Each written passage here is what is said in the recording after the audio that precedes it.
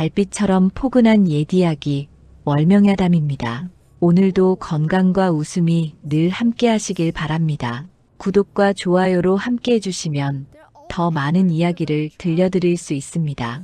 자, 이제 달빛 같은 이야기 속으로 함께 걸어가 보겠습니다. 한양 명문가 이씨 집안의 대청마루에 묵직한 기침 소리가 울려 퍼졌습니다. 이태준 대감은 병석에 누운 지 벌써 보름이 넘어가고 있었지요. 한때 집안을 우뚝 세웠던 그의 몸은 이제 말라 비틀어져 뼈와 가죽만 앙상하게 남아 있었습니다. 대청마루 밖에서는 세 아들이 각기 다른 표정으로 서성이고 있었습니다. 장남 이서무는 손에 문서 뭉치를 쥔 채 초조하게 발걸음을 옮기고 있었지요. 마루 끝에서는 차남 이서한이 형의 눈치를 살피며 입술을 깨물고 있었습니다. 그런데 막내 이서진만은 달랐습니다. 서진은 말없이 안으로 들어가 아버지의 곁을 지키며 약을 다리고 있었지요. 아버지, 약 드십시오. 서진이 조심스레 약그릇을 받쳐 올리자 대감은 가늘게 눈을 떴습니다. 고맙구나, 서진아. 한편 밖에서는 서문과 서한이 나직한 목소리로 이야기를 나누고 있었습니다. 형님, 토지 문서는 보셨습니까? 그야 당연히 봤지. 경강 일대 논밭이 80마지기요. 남대문 안산가가 세 채더구나. 서한의 눈빛이 번뜩였습니다. 서문은 손에 쥔 문서를 다시 한번 펼쳐보며 입맛을 다셨지요.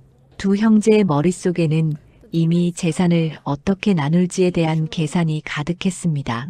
날이 저물고 또 밝아오기를 여러 번. 이태준의 숨소리는 점점 가늘어졌습니다. 마침내 이태준은 세 아들을 불러 모았지요. 서진이 부축하는 가운데 이태준은 가까스로 몸을 일으켰습니다. 다들 모였느냐? 예, 아버지. 세 아들이 일제히 대답했습니다. 이태준은 천천히 고개를 들어 장남부터 막내까지 한 명 한 명 바라보았지요. 그러더니 곁에 놓인 낡은 책 한 권을 집어들었습니다. 누런 종이가 덕지덕지 붙어있고 표지는 세월에 닳아 글자조차 희미한 책이었습니다. 서진아. 예, 아버지. 이 책을 바꿔라.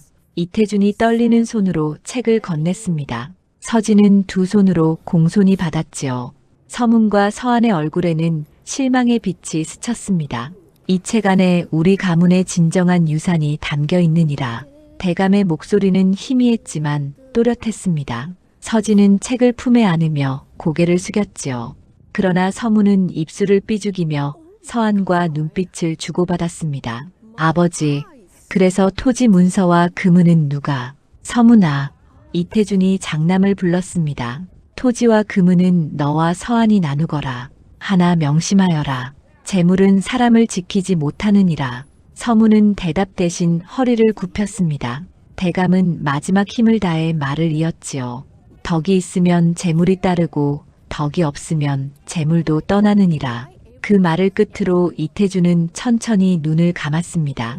얼마 지나지 않아 숨소리마저 끊어졌지요.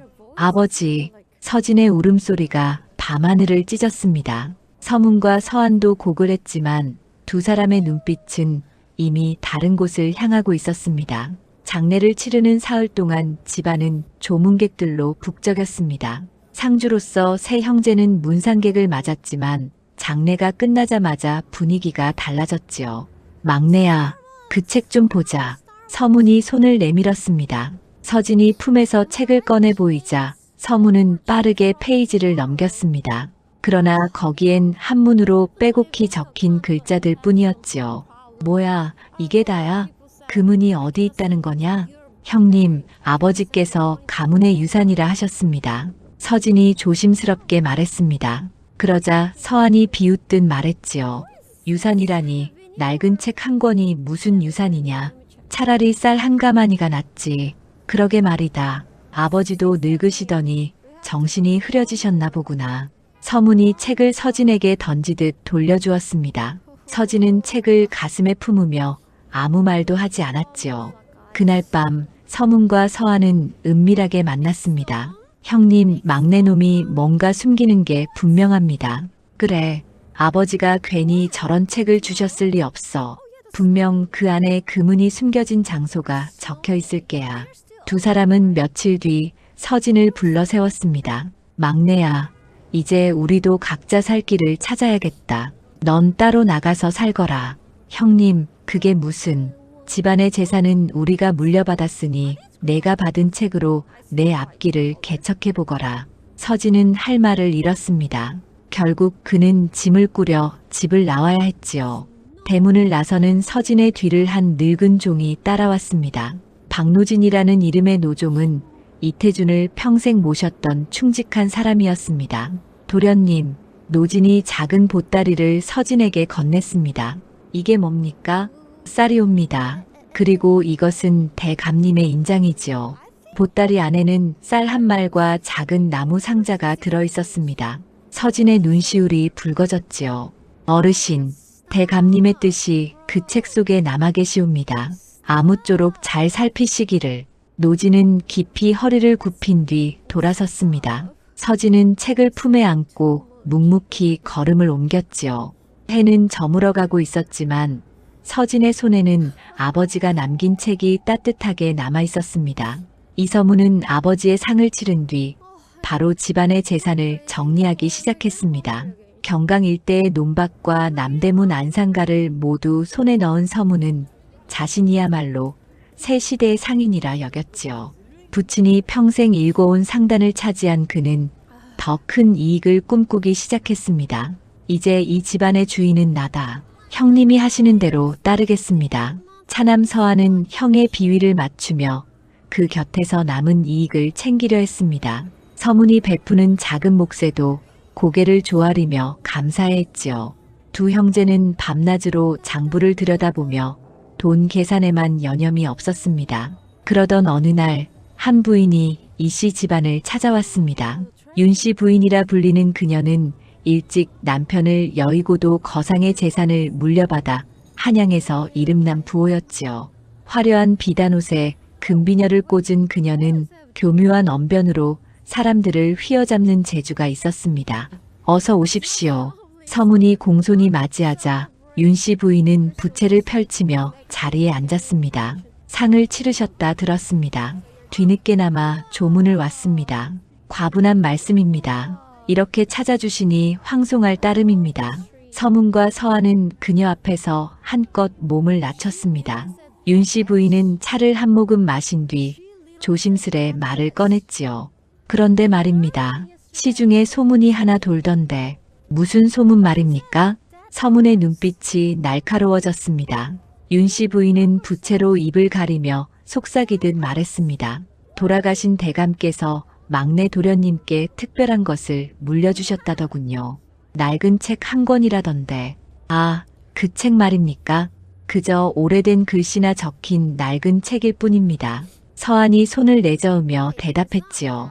그러자 윤씨 부인의 눈빛이 묘하게 빛났습니다. 허나 제가 듣기로는 그 책 속에 조상들이 숨겨둔 금이 있다는데요. 예, 두 형제가 동시에 몸을 앞으로 내밀었습니다. 윤씨 부인은 부채를 천천히 접으며 말을 이었지요. 명문가에서는 을에 비상금을 숨겨두는 법입니다. 그것도 아무나 모르게 책 속의 암호로 말입니다. 막내 도련님이 그 책을 받았다는 건 그 금의 행방을 아신다는 뜻이 아니겠습니까? 서문과 서한은 서로의 얼굴을 바라보았습니다. 두 사람의 눈빛에는 탐욕이 어려 있었지요. 정말 그럴까요? 제 말이 틀렸으면 좋겠습니다만 혹시 모르니 한번 알아보시는 게 어떻겠습니까? 윤씨 부인이 자리에서 일어서며 미소를 지었습니다. 그녀가 돌아간 뒤 두 형제는 바로 모의를 시작했지요. 형님, 지금이라도 서진을 찾아 그 책을 빼앗아야 합니다. 그래, 그놈이 우리를 속이고 금을 감췄을지도 모른다. 다음 날 새벽 서문은 사람들을 이끌고 서진의 초가집으로 향했습니다.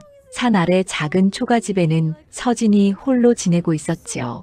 문 열어라. 서문이 거칠게 문을 두드렸습니다. 잠에서 깬 서진이 문을 열자 여러 명의 사내들이 안으로 밀고 들어왔습니다.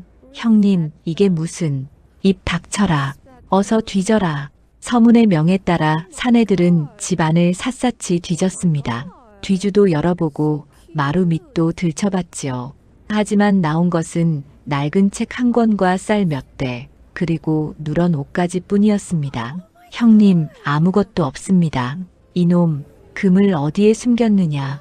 서문이 서진의 멱살을 잡았습니다. 서진은 놀란 눈으로 형을 바라보았지요. 금이라니요, 형님. 저는 아무것도. 거짓말 마라. 아버지께서 내게 그 책을 주신 이유가 있을 것 아니냐. 아버지께서는 가문의 유산이라 하셨을 뿐입니다. 금 같은 것은. 서문은 서진을 밀쳐내고 사람들을 이끌고 나갔습니다. 초가집은 엉망이 되어 있었지요. 그날 밤 서문은 저택으로 돌아와 분을 사귀지 못했습니다. 그놈이 분명 금을 감췄다. 우리를 속이고 혼자 부자가 되려는 게야. 옆에서 서한도 고개를 끄덕였습니다. 그때 윤씨 부인이 다시 찾아왔지요. 어찌 되었습니까? 책 외에는 아무것도 없었습니다. 윤씨 부인은 고개를 가로저으며 혀를 찼습니다. 그럼 막내 도련님이 이미 금을 다른 곳에 숨겨둔 게 분명합니다. 교활한 자로군요. 그렇습니다. 정말 교활한 놈입니다. 서문이 주먹을 불끈 쥐었습니다. 윤씨 부인은 속으로 희미한 미소를 지으며 부채를 펼쳤지요. 한편 산골로 쫓겨난 서진은 홀로 앉아 책을 펼쳤습니다. 촛불 아래 비친 글자들은 아버지의 손때가 묻은 필체였지요. 서진은 한자 한자 읽어 내려갔습니다. 효는 백행의 근본이요. 이는 덕의 시작이며 의는 사람의 바탕이니라. 서진은 책장을 넘기며 아버지의 가르침을 마음에 새겼습니다. 거기엔 금은보화에 대한 이야기는 한 줄도 없었지요. 오직 사람이 어떻게 살아야 하는지, 덕을 쌓는 것이 무엇인지에 대한 글들 뿐이었습니다. 아버지께서 주신 진정한 유산은 이것이었구나. 서진은 책을 가슴에 품었습니다. 밖에서는 찬바람이 불어왔지만 서진의 마음은 따뜻했지요. 서진이 초가집에서 지낸 지 보름이 지났습니다. 그는 낮에는 산을 오르며 나무를 하고 밤에는 촛불을 켜고 아버지가 남긴 책을 읽었지요. 그러나 한문으로 빼곡히 적힌 글자들은 쉽게 뜻을 드러내지 않았습니다. 어느 가을날 아침이었습니다. 서진이 마당을 쓸고 있는데 대문 밖에서 조심스러운 발소리가 들려왔지요. 실례합니다.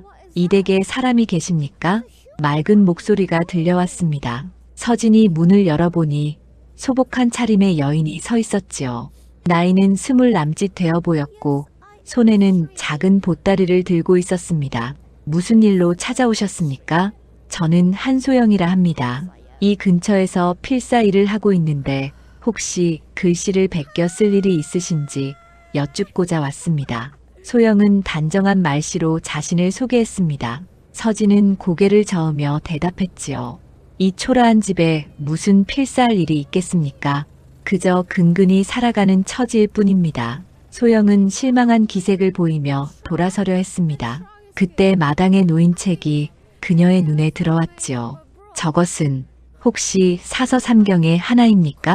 아닙니다. 돌아가신 아버지께서 물려주신 책입니다. 그렇군요. 실례했습니다. 소영이 다시 인사를 하고 돌아가려 할 때 서진은 문득 입을 열었습니다. 잠깐만 기다려 주십시오. 혹시 이 책을 읽어보실 수 있으십니까? 소영은 고개를 끄덕이며 다시 집 안으로 들어왔습니다. 서진이 책을 건네자 그녀는 조심스럽게 책장을 넘기기 시작했지요. 이 글씨는 참으로 정성스럽게 쓰셨습니다. 한자 한자에 마음이 담겨 있습니다. 뜻을 아실 수 있습니까? 소영은 천천히 글을 읽어 내려갔습니다. 여기 효자지심 천리지원이라 적혀 있습니다. 효자의 마음은 천리만큼 멀어도 통한다는 뜻입니다. 서진의 눈빛이 밝아졌습니다. 그녀의 말을 듣고 나니 비로소 아버지의 뜻이 조금씩 보이는 듯 했지요. 정말 그런 뜻입니까? 그럼 이 부분은 어떤 뜻입니까? 적선지가 필유여경이라 했으니 선을 쌓은 집안에는 반드시 경사가 있다는 말씀입니다. 소영은 책을 읽어가며 하나하나 뜻을 풀어주었습니다. 서진은 그녀의 말에 귀를 기울이며 고개를 끄덕였지요. 해가 중천에 떴을 무렵 소영은 책을 덮었습니다. 이 책은 단순한 글이 아닙니다. 사람이 어떻게 살아야 하는지, 덕을 어떻게 쌓아야 하는지를 적어 놓으셨습니다. 그렇다면 금은에 대한 이야기는 없다는 말씀입니까? 소영은 고개를 저었습니다. 금은 보화는 한 줄도 없습니다. 오직 백성을 구휼하고 덕으로 세상을 다스리라는 가르침만 있을 뿐입니다. 서진은 깊은 한숨을 내쉬었습니다. 그러나 그것은 실망의 한숨이 아니었지요. 오히려 마음이 한결 가벼워졌습니다. 형님들은 이 책에 금이 숨겨져 있다고 믿으셨는데 정작 금보다 귀한 것이 담겨 있었군요. 아버님께서는 참으로 현명하신 분이셨습니다. 소영이 조심스럽게 말했습니다. 서진은 그녀에게 점심을 대접하며 이야기를 나누었지요. 낭자께서는 어찌 이리 학식이 깊으십니까? 저는 본래 양반가의 딸이었습니다. 하나 집안이 몰락하여 이렇게 떠도는 신세가 되었습니다. 소영의 목소리에는 쓸쓸함이 묻어났습니다. 서진은 더 이상 묻지 않았지요. 낭자께서 이렇게 도움을 주셨으니 무엇으로 보답해야 할지 모르겠습니다. 도령께서 이렇게 끼니를 대접해 주신 것만으로도 충분합니다. 소영이 일어서려 하자 서진이 말을 이었습니다. 혹시 괜찮으시다면 앞으로도 이 책을 함께 읽어주실 수 있겠습니까? 제가 혼자 읽기에는 어려운 부분이 많습니다. 소영은 잠시 망설이다 고개를 끄덕였습니다. 제가 도움이 된다면 기꺼이 그리하겠습니다. 그날부터 소영은 사흘에 한 번씩 서진의 집을 찾았습니다. 두 사람은 함께 책을 읽으며 뜻을 풀어갔지요. 서진은 소영의 도움으로 아버지가 평생 어떤 마음으로 살아왔는지를 조금씩 이해하게 되었습니다. 어느 날 저녁 책을 다 읽고 난 뒤 서진은 창밖을 바라보며 말했습니다. 아버지의 유산은 금이 아니라 마음을 세우는 돌이었구나. 소영도 고개를 끄덕이며 대답했습니다. 그 도리를 깨달으신 도령이야말로 진정한 유산을 물려받으신 것입니다. 두 사람은 함께 앉아 차를 마시며 이야기를 나누었습니다. 가난하지만 마음만은 평온했지요. 바깥에서는 가을 바람이 불어왔지만 작은 초가집 안은 따뜻했습니다. 달빛이 마루에 스며들고 두 사람의 그림자가 나란히 놓였습니다. 서진은 책을 덮으며 속으로 다짐했지요. 이제부터는 이 가르침대로 살아가리라. 소영은 서진의 곁에서 조용히 미소 지었습니다. 가난하지만 도를 깨닫는 이 시간이 그녀에게는 어느 것보다 소중했지요. 두 사람은 그렇게 함께 공부하며 마음의 평온을 배워갔습니다. 한양의 이씨 저택에서는 날마다 잔치가 벌어졌습니다. 이서문은 아버지가 남긴 상단을 차지한 뒤 더 큰 부를 꿈꾸며 사업을 확장하고 있었지요. 그는 저자거리에 새로운 점포를 열고 곳곳에 물건을 팔아 이익을 남겼습니다. 도령, 축하드립니다. 요즘 장사가 아주 잘 되신다면서요? 하하, 이제 겨우 시작일 뿐입니다. 앞으로 더 크게 벌어보려 합니다. 서문은 술자리에서 호기롭게 말했습니다.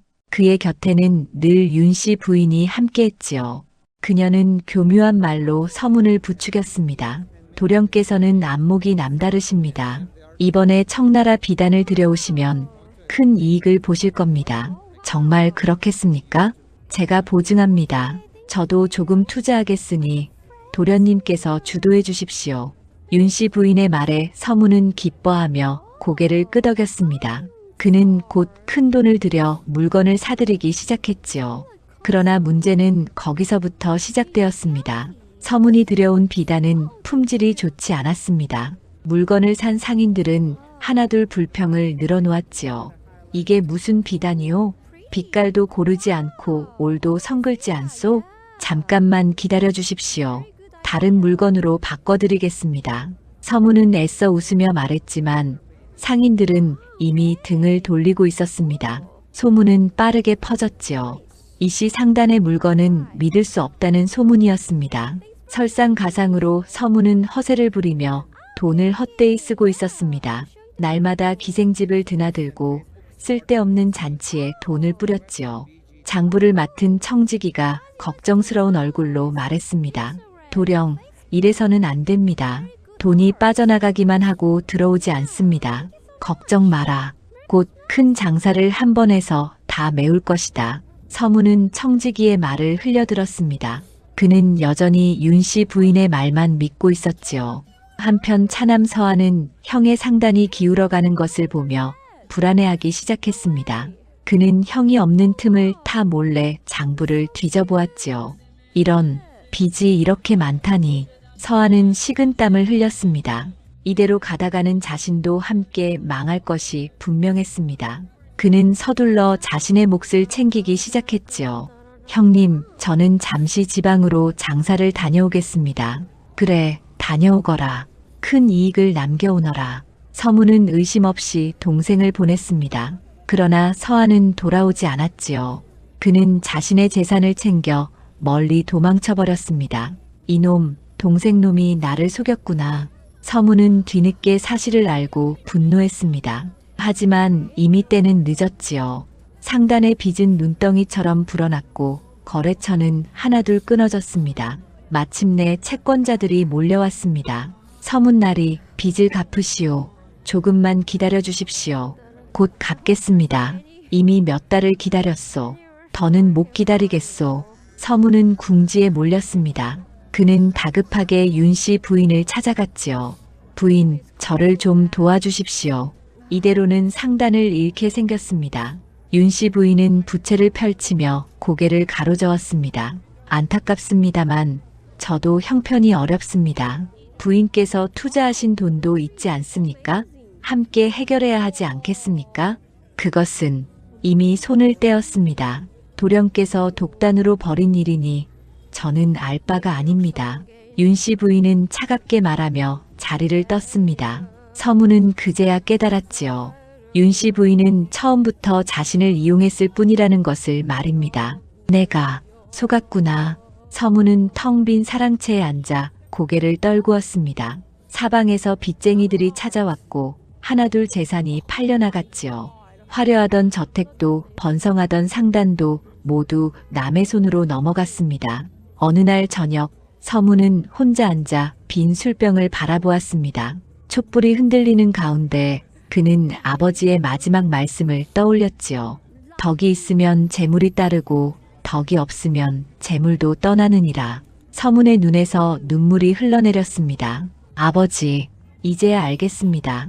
덕없이 쌓은 재물은 모래 위의 탑이었습니다. 그는 주먹으로 마루를 쳤습니다. 하지만 이미 돌이킬 수 없었지요. 서문은 결국 저택마저 잃고 거리로 쫓겨났습니다. 한편 윤씨 부인은 서문에게서 빼앗은 재산으로 다른 장사를 시작했습니다. 그녀는 아무 일도 없었다는 듯 여전히 화려한 옷을 입고 다녔지요. 그러나 사람들은 그녀를 경계하기 시작했습니다. 저 부인은 믿을 수 없소. 이씨 집안을 망하게 한 장본인이라던데. 그러게 말이오. 가까이 하면 안 되겠소. 윤씨 부인의 평판은 나날이 나빠졌습니다. 그녀가 접근하는 곳마다 사람들은 경계의 눈빛을 보냈지요. 탐욕으로 얻은 재물은 그녀를 부유하게 만들었지만 사람들의 신뢰는 잃어버렸습니다. 가을바람이 불어오는 저녁, 몰락한 서문은 거리를 헤매고 있었습니다. 그는 문득 막내 동생 서진을 떠올렸지요. 서진이는 지금 어떻게 지내고 있을까? 서문의 마음에는 후회가 가득했습니다. 세월이 흘러 몇 해가 지났습니다. 서진은 산골의 작은 서당에서 아이들을 가르치며 살아가고 있었지요. 마을 사람들이 모아준 돈으로 지은 서당은 초라했지만 그곳에서 배우는 아이들의 눈빛은 맑았습니다. 선생님, 이 글자는 무슨 뜻입니까? 인이란 사람을 사랑하는 마음이란다. 남을 내 몸처럼 아끼는 것이지. 서진은 아이들에게 글을 가르치면서도 아버지가 남긴 책의 가르침을 함께 전했습니다. 그의 곁에는 한소영이 함께했지요. 소영은 여자 아이들에게 글을 가르치며 서진을 도왔습니다. 어느 가을날 저녁이었습니다. 서당의 하루 일과를 마친 서진과 소영이 마루에 앉아 차를 마시고 있었지요. 그때 멀리서 누군가 비틀거리며 다가오는 모습이 보였습니다. 저것이 누구신가? 서진이 일어서서 바라보니 그것은 늙은 박노진이었습니다. 대감을 평생 모셨던 충직한 종이었지요. 하지만 노진은 이제 허리도 제대로 펴지 못할 만큼 늙고 병들어 있었습니다. 어르신, 서진이 달려가 노진을 부축했습니다. 소영도 함께 뛰어가 노진을 서당 안으로 모셨지요. 도련님, 찾아뵙기가 일이 힘들 줄이야. 노지는 가쁜 숨을 몰아쉬며 말했습니다. 서진은 그에게 물을 먹이며 물었지요. 어르신, 어찌 이리 먼 곳까지 오셨습니까? 편찮으신 몸으로 도련님께 드릴 말씀이 있습니다. 노지는 품에서 작은 보자기를 꺼냈습니다. 그 안에는 낡은 인장과 종이 한 장이 들어있었지요. 이것은 대감님께서 남기신 것입니다. 그 책 속에 의창의 자리가 적혀 있습니다. 의창이라니 그게 무슨 말씀입니까? 노지는 힘겹게 설명을 이었습니다. 대감께서는 평생 곡식을 모아 산기슭에 묻어두셨습니다. 흉년이 들면 백성들을 구하려 하셨지요. 서진은 노진의 말을 듣고 깊이 고개를 숙였습니다. 소영도 눈시울을 붉혔지요. 그런 뜻이 담겨 있었군요. 이 인장과 지도로 찾으십시오. 부디 대감님의 뜻을 이루어 주십시오. 노진은 그 말을 마지막으로 천천히 눈을 감았습니다. 서진은 노진의 손을 꼭 잡고 눈물을 흘렸지요. 어르신, 어르신. 하지만 노진은 더 이상 대답하지 않았습니다. 서진과 소영은 정성껏 노진의 장례를 치렀습니다. 마을 사람들도 모두 모여 그를 배웅했지요. 장례를 치른 다음 날 서진은 아버지의 책을 다시 펼쳤습니다. 책의 마지막 장에는 작은 지도가 그려져 있었지요.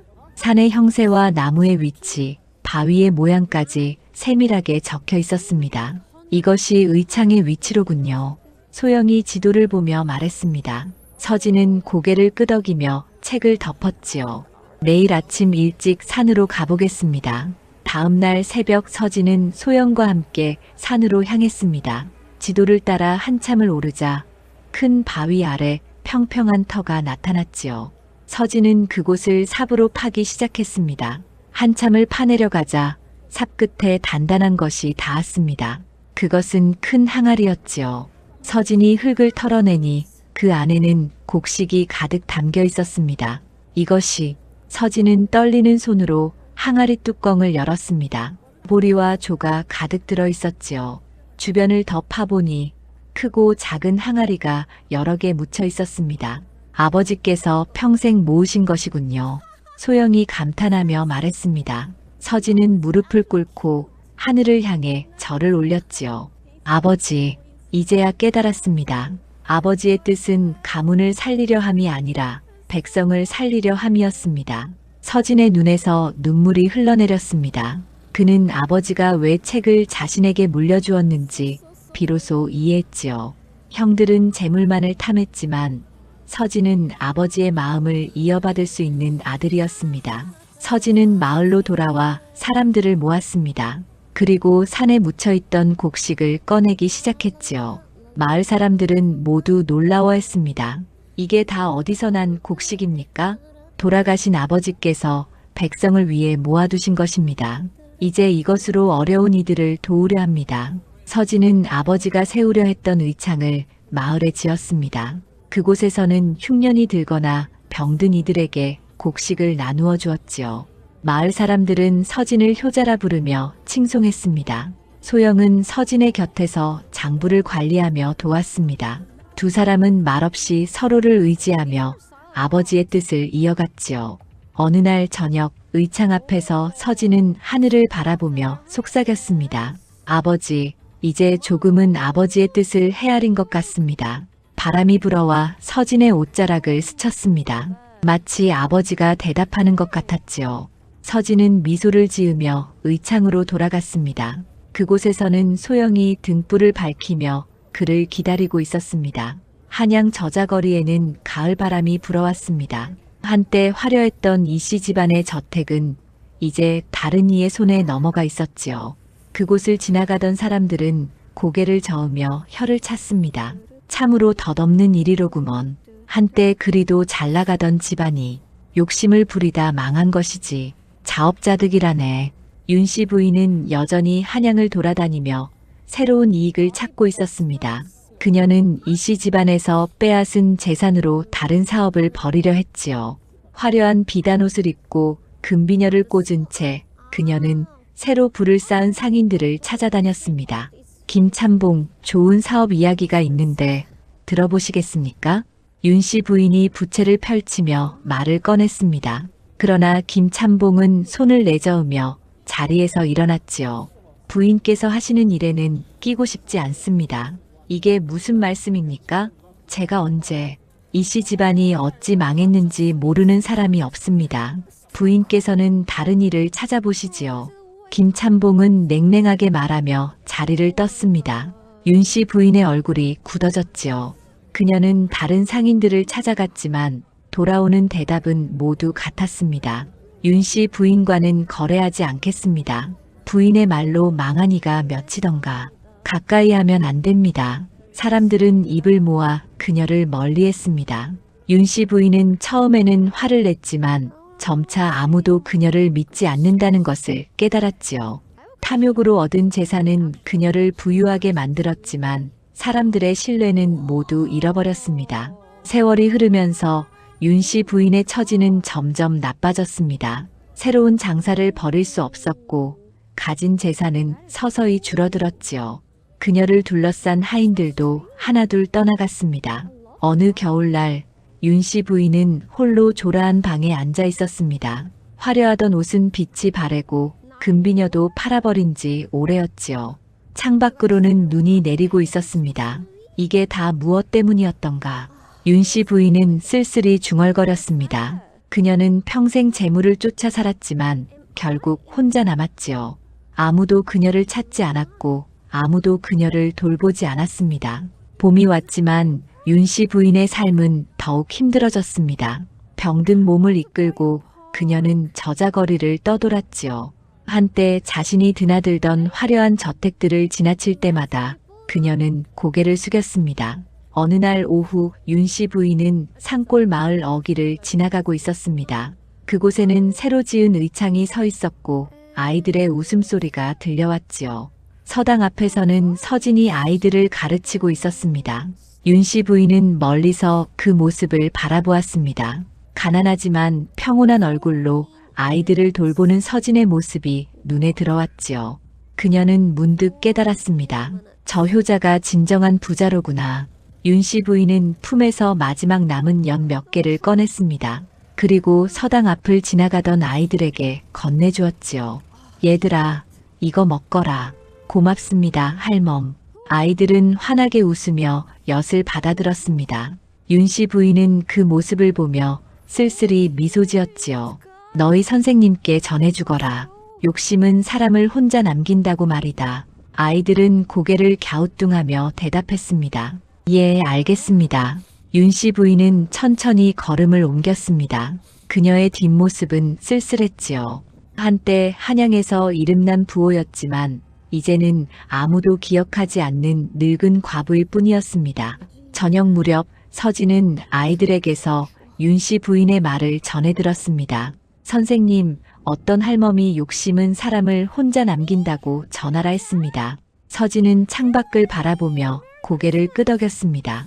그는 윤 씨 부인이 누구인지 알고 있었지요. 그 할멈께서 참으로 뼈아픈 진실을 깨달으셨구나. 소영이 옆에서 조용히 말했습니다. 참으로 안타까운 일입니다. 그렇습니다. 하나 그분도 이제는 깨달으셨을 것입니다. 비록 늦었지만 말입니다. 서진은 촛불을 밝히며 아버지의 책을 펼쳤습니다. 그곳에는 이런 글귀가 적혀 있었지요. 탐욕은 사람의 마음을 어둡게 하고 덕은 사람의 길을 밝게 하느니라.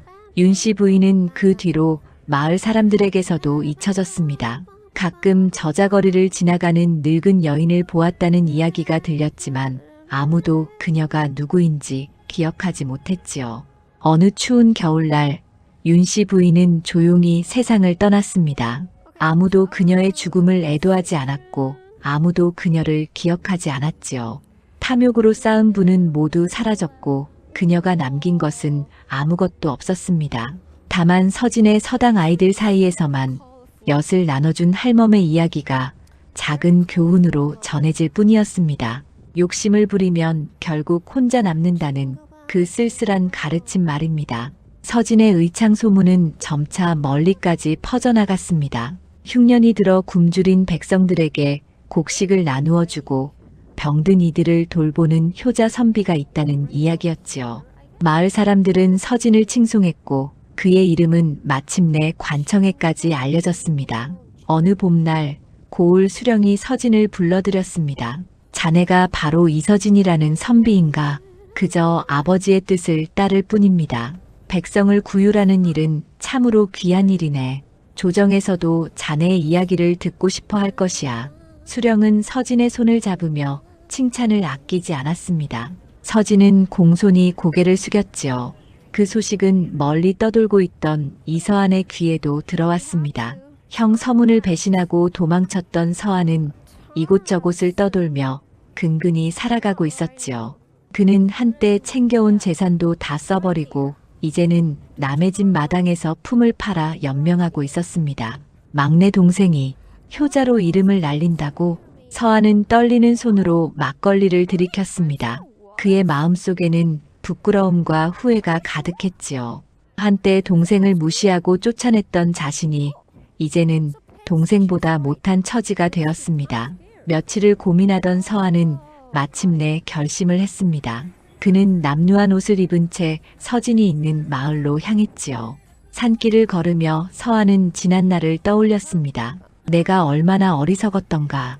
형님과 함께 욕심만 부리다가 해질 무렵 서한은 마을 어귀에 도착했습니다. 저 멀리 의창이 보였고 서당에서는 아이들의 웃음소리가 들려왔지요. 서한은 한참을 망설이다 천천히 걸음을 옮겼습니다. 서진은 서당 마루에서 소영과 함께 내일 나누어줄 곡식을 정리하고 있었습니다. 그때 대문 앞에서 누군가의 기척이 들렸지요. 누구십니까? 서진이 일어서서 바라보니 초라한 행색의 사내가 서 있었습니다. 그 사내는 서한이었지요. 서진아. 서한의 목소리는 떨리고 있었습니다. 서진은 잠시 놀란 표정을 지었다가 천천히 다가갔지요. 형님, 형님이십니까? 그렇다, 나다. 서한은 고개를 들지 못한 채 서 있었습니다. 서진은 형의 남루한 모습을 보며 가슴이 아팠지요. 어서 들어오십시오. 추운데 밖에 서 계시면 어떡합니까? 서진이 형의 손을 잡고 안으로 이끌었습니다. 소영은 따뜻한 차와 밥상을 준비했지요. 서한은 밥상 앞에 앉아 눈물을 흘렸습니다. 서진아, 나는 욕심에 눈이 멀어 아버지의 뜻을 잊었다. 너를 쫓아내고 형님마저 버렸으니 용서받을 수 있겠느냐. 서한은 두 손으로 얼굴을 가리고 흐느꼈습니다. 서진은 형의 어깨에 손을 얹으며 말했지요. 형님, 이제라도 깨달았다면 그 또한 도리입니다. 지난 일은 묻지 않겠습니다. 정말 그래도 되겠느냐?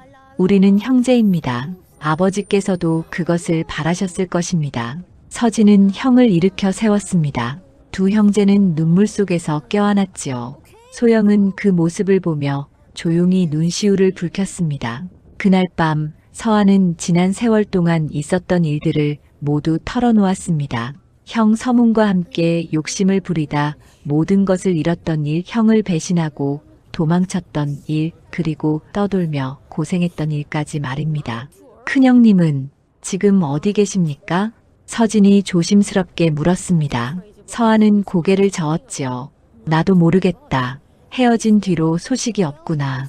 아마도 어디선가 떠돌고 계실 게다. 두 사람은 한동안 말없이 앉아 있었습니다. 촛불이 흔들리는 가운데 서진은 입을 열었지요. 형님, 이곳에 머무시면서 저를 도와주실 수 있겠습니까? 내가 무슨 도움이 될 수 있겠느냐. 의창의 곡식을 나누는 일을 맡아주십시오. 형님이 계시면 큰 힘이 될 것입니다. 서한의 눈에 다시 눈물이 고였습니다. 고맙다, 서진아. 내가 이런 대접을 받을 자격이 있는지 모르겠지만 열심히 하겠다. 그날부터 서한은 의창에서 일하기 시작했습니다. 그는 곡식 창고를 관리하고 백성들에게 곡식을 나누어 주는 일을 맡았지요. 한때 욕심으로 가득했던 손은 이제 남을 돕는 일에 쓰였습니다. 마을 사람들은 처음에는 서한을 경계했지만 그가 성실하게 일하는 모습을 보고 점차 마음을 열었습니다. 서한은 날마다 땀을 흘리며 일했고 밤이면 아버지가 남긴 책을 읽으며 뉘우쳤지요. 어느 날 저녁 서한은 서진에게 말했습니다. 서진아, 이제야 알겠구나. 아버지께서 내게 그 책을 주신 이유를 말이다. 형님, 금은보화가 아니라 마음을 주신 게야. 너는 그것을 알아본 유일한 아들이었던 거지. 서진은 형의 손을 꼭 잡았습니다. 두 사람은 서로를 바라보며 미소 지었지요. 비록 늦었지만 형제는 다시 하나가 되었습니다. 마당에서는 소영이 저녁 준비를 하고 있었습니다. 부뚜막에서 피어오르는 연기와 함께 따뜻한 밤 냄새가 퍼져나갔지요. 서아는 그 평범한 풍경을 보며 속으로 생각했습니다. 이것이 진정한 부기로구나. 저녁 노을이 마을을 붉게 물들였습니다. 두 형제는 나란히 앉아 차를 마시며 이야기를 나누었지요. 잃었던 시간은 돌아오지 않았지만 남은 시간은 함께할 수 있었습니다. 세월이 흘러 또다시 몇 해가 지났습니다. 서진의 머리에는 희끗희끗 흰 머리카락이 섞이기 시작했지요. 그는 여전히 서당에서 아이들을 가르치며 의창을 돌보고 있었습니다. 어느 봄날 아침 서진은 서당 벽장을 열고 아버지의 책을 조심스럽게 꺼냈습니다. 오랜 세월 동안 읽고 또 읽었지만 여전히 그 가르침은 새로웠지요. 그는 책을 깨끗한 비단 보자기에 싸서 벽장 깊숙한 곳에 모셔두었습니다. 아이들아, 오늘은 너희에게 중요한 이야기를 해주마. 서진이 마루에 앉아 아이들을 불러 모았습니다. 아이들은 차례로 앉아 선생님을 바라보았지요. 사람이 남기는 것은 재물이 아니라 행실이란다. 돈과 땅은 대를 이어 남기기 어렵지만 덕은 대대로 이어진다. 한 아이가 손을 들고 물었습니다. 선생님, 그럼 덕이 뭡니까? 남을 배려하고 약한 이를 돕고 옳은 일을 행하는 것이지. 그것이 바로 덕이란다. 아이들은 고개를 끄덕이며 선생님의 말씀을 마음에 새겼습니다. 서진은 아이들을 바라보며 흐뭇하게 웃었지요. 마당에서는 소영이 빨래를 널고 있었습니다. 그녀의 얼굴에도 세월의 흔적이 보였지만 여전히 단정하고 고왔지요. 서진과 소영은 혼례를 올린 지도 벌써 몇 해가 되었습니다. 두 사람 사이에는 아직 자식이 없었지만 서당의 아이들이 곧 그들의 자식이었습니다. 여보, 오늘 점심은 무엇을 준비하셨습니까? 보리밥에 된장국입니다. 형님께서 텃밭에서 캐온 나물도 있고요. 소영이 미소 지으며 대답했습니다. 서진은 그녀의 옆에 앉아 함께 빨래를 개었지요. 우리 형님도 이제는 많이 변하셨습니다. 날마다 부지런히 일하시니 말입니다. 그러게 말입니다. 서방님께서 받아주신 것이 참으로 잘한 일입니다. 두 사람은 나란히 앉아 따스한 봄볕을 받으며 이야기를 나누었습니다. 한편 먼 곳에서는 이서문이 쓸쓸히 세상을 떠나고 있었습니다. 한때 명문가의 장남이었던 그는 이제 홀로 떠도는 거지 신세가 되어 있었지요. 아무도 그를 알아보지 못했고 아무도 그를 돌보지 않았습니다. 어느 주막 처마 밑에서 서문은 마지막 숨을 거두었습니다. 주막 주인이 그의 시신을 발견하고 마을 사람들이 모여들었지요. 이 양반은 누구신가? 글쎄, 떠돌이 거지인 것 같은데 그래도 사람인데 그냥 둘 수는 없지. 마을 뒷산에 묻어들이자. 마을 사람들은 돈을 모아 서문을 뒷산에 묻어주었습니다. 작은 무덤 앞에는 나무 표지 하나가 세워졌고 누군가가 그곳에 한 줄의 글을 새겨 넣었지요. 덕이 없으면 부귀도 덧없다. 서문의 무덤 앞으로 바람이 불어왔습니다. 아무도 찾지 않는 쓸쓸한 무덤이었지요.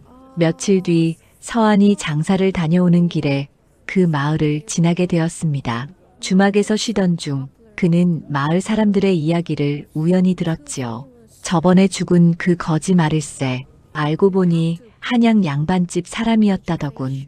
그래, 어찌 그렇게 되었대? 욕심을 부리다 모든 것을 잃었다더군. 참으로 안타까운 일이야. 서안은 가슴이 철렁했습니다. 혹시나 하는 마음에 마을 사람에게 물었지요. 그분의 성함이 어찌 되십니까? 글쎄, 이서문이라 했던가. 서안은 그 자리에서 주저앉았습니다. 형이었습니다. 자신이 배신하고 떠났던 큰형이 이렇게 쓸쓸히 세상을 떠났다니. 서안은 뒷산으로 달려갔습니다. 작은 무덤 앞에 선 서안은 땅바닥에 엎드려 통곡했습니다. 형님, 제가 잘못했습니다. 제가 형님을 버렸습니다. 한참을 울고 난 뒤 서한은 무덤 앞에 글귀를 읽었습니다. 덕이 없으면 부귀도 덧없다. 그는 고개를 숙인 채 한참을 서 있었지요. 서한은 마을로 돌아와 서진에게 형의 소식을 전했습니다. 서진도 깊은 슬픔에 잠겼지요. 형님, 끝내 돌아오지 못하셨군요. 모두 내 잘못이다, 서진아. 내가 형님을 버리지 않았더라면. 아닙니다, 형님. 큰형님께서 선택하신 길이었습니다. 우리가 어찌할 수 없었습니다. 서진은 형의 무덤을 찾아가 절을 올렸습니다. 그리고 무덤 옆에 비석을 세워주었지요. 그 비석에는 아버지의 말씀이 새겨졌습니다. 재물은 덕을 따르고 덕은 사람을 남긴다. 그날 저녁 서진은 하늘을 향해 절을 올렸습니다.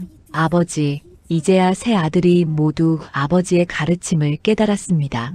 바람이 불어왔습니다. 서진은 그 바람 속에서 아버지의 목소리를 듣는 것만 같았지요.